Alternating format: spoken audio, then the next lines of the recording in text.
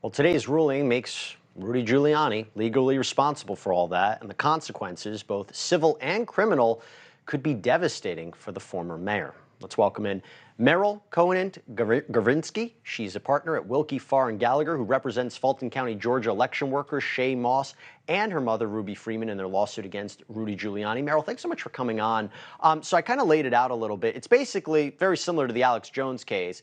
Rudy Giuliani failed to turn over what you guys sought. What were you looking for, and what did he not turn over? Sure. Thanks for having me.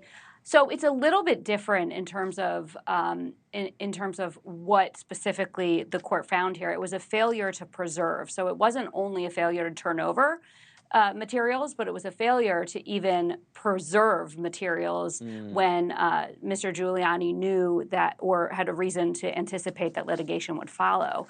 And what we were looking for is, what we're entitled to in discovery, which is any evidence tending to show any of the elements of our allegations. And in this case, of particular relevance to this complaint was evidence relating to actual malice, which would require evidence demonstrating Mr. Giuliani's state of mind, that he knew that his allegations about our clients were false or that he had reason to doubt their veracity. And that's a high and that standard. Was really what this decision turned on. Yeah, it's that's a very high standard in defamation, and it's tough to prove. I mean, it started off with Giuliani handing you guys a big win when he said what he said was false. Were you shocked about that?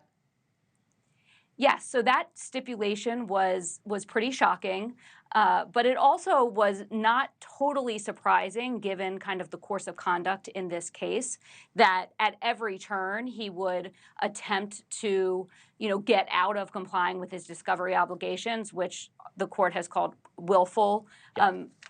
And so all along the way, we were surprised at every turn. But what was kind of trademark in this affidavit was how he would say it, that it was false, but then he also, as the court noted, it was slippery. He tried to add all these caveats. And so we found it to be very clear that he was conceding liability on all the factual allegations. But as a matter of law, it wasn't far enough. And that's why the court took really this extraordinary but appropriate step today. Yeah, the judge basically said you can't have your cake and eat it too. You can't preserve the issue for appeal, saying that this was false, that he was using it in a strategic way. She saw right through it. Now it's a question of how much he has to pay up. What are you seeking? Thousands of dollars, millions of dollars, and what would be your theory to the jury that has to decide how much Rudy Giuliani has to pay up? So we still are in the process of formulating our damages case, which we very much look forward to presenting to a jury. The court has indicated a desire for this to get in front of a jury soon, the end of this year or beginning of next. And the court recognized in the order that the best way to help our clients restore some of their dignity and their names is by getting this to trial as soon as possible. What I can tell you is we intend to seek tens of millions of dollars in compensatory damages, and that is separate from, of course, punitive damages that we now are entitled and will seek. Let me ask you this. If he can't pay up, what are you going to do? I mean, it's no secret the former mayor has financial troubles. He had to go to a bail bondsman last week. I mean, what happens if he doesn't pay up? What are you going to do?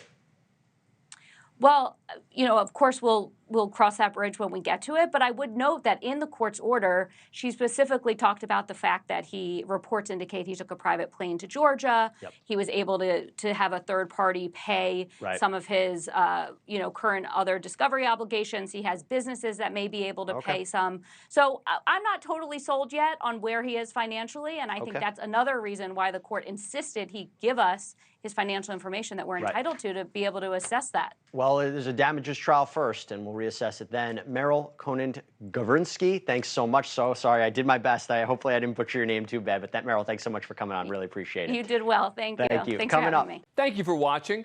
Go to newsnationnow.com to find NewsNation on your cable provider. And don't forget to click the red subscribe button below to get more of NewsNation's fact-driven, unbiased coverage.